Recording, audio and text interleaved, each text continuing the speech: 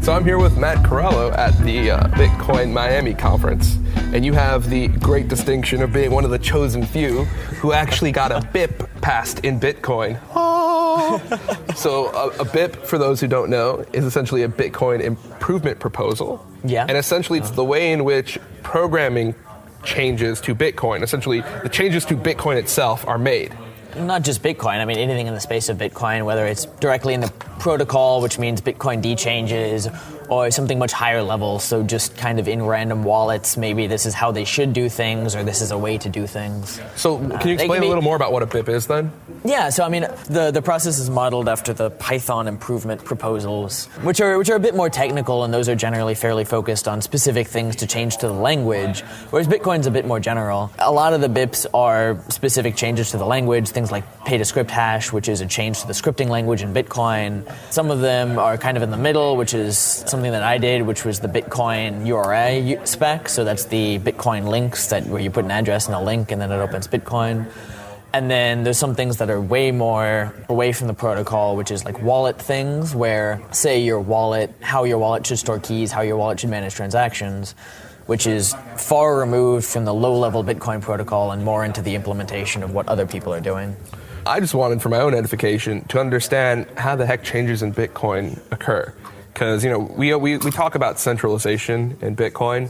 We had that whole scare with Ghash and, all the other mining operations that come out there. Oh my God, they're getting a point to which they can affect the consensus. Yeah. And then when it comes to, I think, the most important thing when it comes to decentralizing Bitcoin, which is who can implement code changes into what we call Bitcoin, I don't feel like there's enough decentralization in it. Yeah. So I kind of wanted to know, lift the veil. I agree. There should be as much decentralization as possible there. Yeah, at the end of the day, it takes time. It takes people to volunteer their time to look at these things and review them and make good, useful comments, and then decide when maybe it's ready to move forward on things.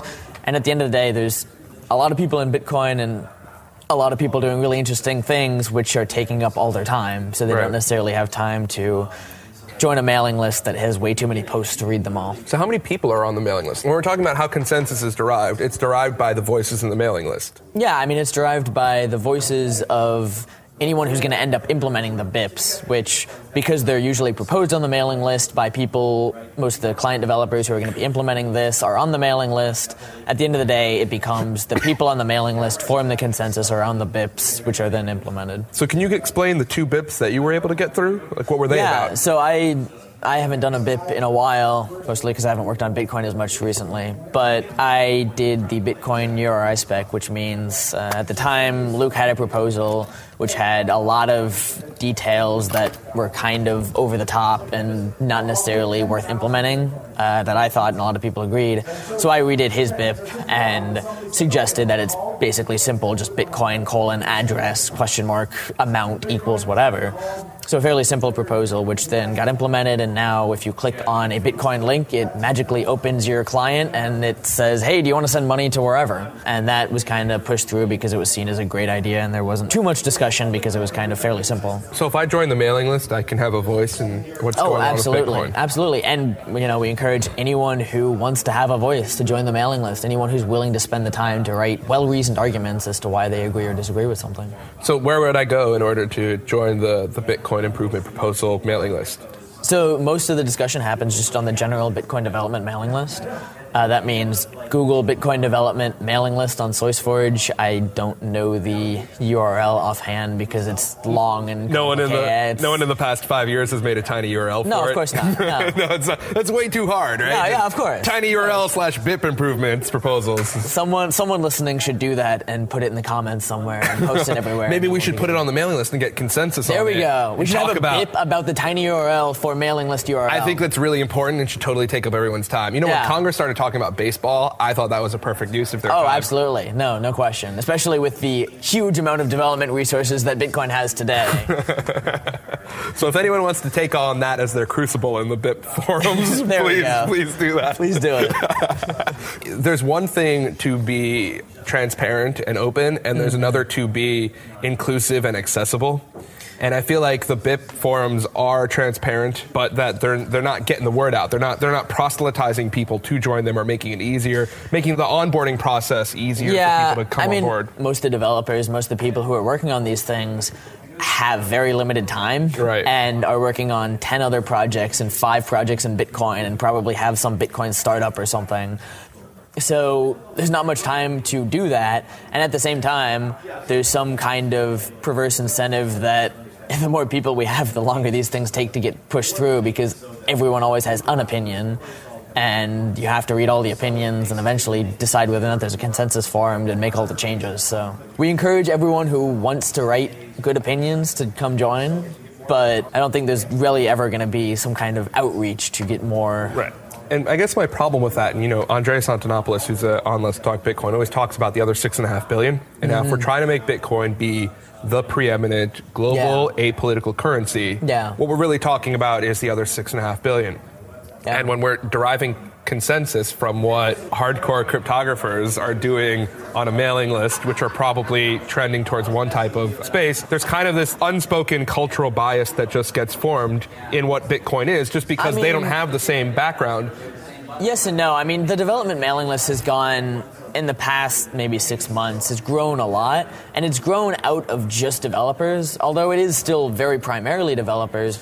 There's a lot of BIPs and general Bitcoin improvement stuff is very generally self-serving, in the sense that if someone has an idea for how to get a bunch of people in South Sudan into Bitcoin that requires some minor change, they're going to go write a BIP for it and submit it and say, I have this idea and I think this is what's required to make it happen, and they're going to make it happen. Which is something that's great about the Bitcoin community, is there's so many people who have so many great ideas and are working so hard to make things happen. And I think it's open in the sense that anyone can submit, and thus the people who have good ideas and who need a BIP to make something happen will do it.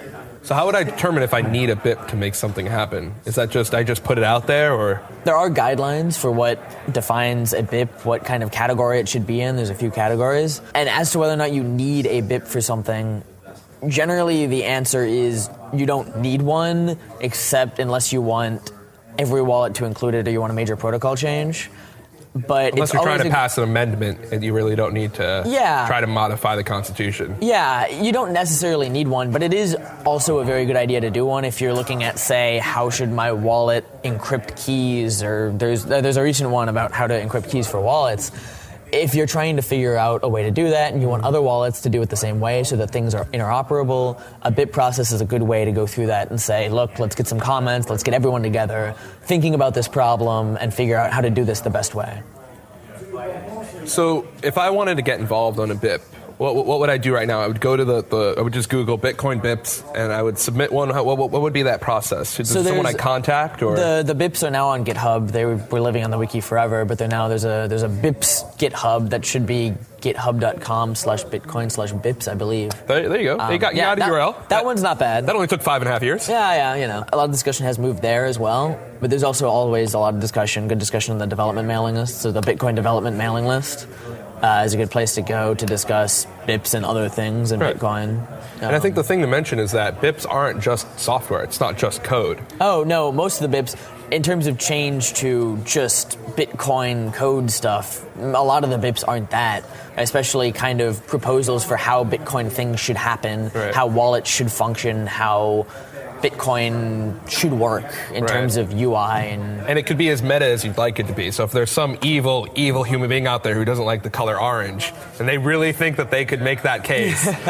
Ultimately, if you think nothing in Bitcoin should ever use the color orange, you can make a BIP for it. It'll probably get rejected and kind of laughed away pretty quickly. But hey, if you want to try, go for it. Go for it. We try to be as open as possible. Just get involved. I mean, hey, if you think you can help, if you have the time to think critically about things in Bitcoin, well, you just lost like 2/3 of the internet. Well, okay. I mean, the critical thinking part alone, I don't know. Critical thinking is hard. Time is also hard. if you do, for some strange reason, fall into these categories and want to get involved, absolutely. So I actually have a BIP, my own little agenda, which is as it relates to the language of Bitcoin.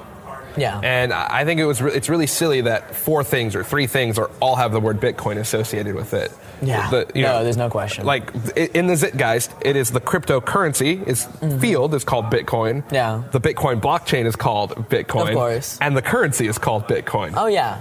No, I mean it makes perfect sense. It makes perfect sense. So when you explain it to a layman, they're like, "What? You have to explain. This is the Bitcoin I'm talking about now, and then this is the Bitcoin I'm talking about now, and then this is the duplication of naming in Bitcoin is hilarious. You have the Coinbase, which is a transaction, and then you have a company called Coinbase. And then you have Bitcoin, which refers to 3 or 4 different things. And then you have blockchain.info, which created the blockchain, which apparently runs the blockchain. Yeah. Actually, there's a funny story about that. A paper by a very famous researcher, one of his first Bitcoin papers, I won't name names, was referred to the blockchain as an HTML dump that he was analyzing because it was an HTML thing and was analyzing the blockchain via HTML by a very famous cryptographer. So there's a lot of confusion. There's a lot of confusion. Well, it's like when that RSA dude was like, yeah, Satoshi Nakamoto totally invested into Dread Pirate Roberts. Oh, yeah. And he just didn't do any analysis whatsoever. He was like, yeah, this is totally true. What was it, like a month later? Yeah. A few weeks later, someone was like, nah, that was me. I don't know if I would have admitted that if I were him. Yeah. There was some longer story to it. I don't quite remember. But anyway. This discussion of language and this problem with Bitcoin and language and M-bits and N-bits and U-bits and whatever the heck we're going to be like, I really feel like this needs to be discussed and driven through consensus in the BIP format. How would I go about doing that? Go on the GitHub BIPs site, look at some of the existing BIPs. There's BIP 1 is the format for BIPs and how to format them and how to submit them and all this stuff. Sure. And it's generally just write up something for the mailing list, propose it on the mailing list, get some discussion, and then write it formally as a BIP and get it submitted to the GitHub after you have a lot of discussion and people agree kind of this is how it should function. Right. You'll generate a lot of discussion. It'll be months of work, but you'll get there. Okay. You'll get there. All right. Well, I look forward to taking that cross on and seeing if I can make it work. Hey, if you want to improve Bitcoin, that's a good way to do it. Right. Thanks a lot, man. Yeah, absolutely. CryptoKit is the world's first Chrome browser Bitcoin wallet. It's the easiest, fastest Bitcoin wallet payment system. With a simple one-click install, it takes just seconds to get your wallet set up. And because CryptoKit finds the address and payment for you, there's no more fussing around or tab switching. CryptoKit is more than just a wallet. It comes with a preloaded PGP encrypted social network, news feeds from Reddit and Google, and up-to-date charts from exchanges. Finally, CryptoKit Directory allows you to make 2-click payments with any of the BitPay merchants. Once you install CryptoKit, you won't need anything else. For more information or to download CryptoKit, visit CryptoKit.com.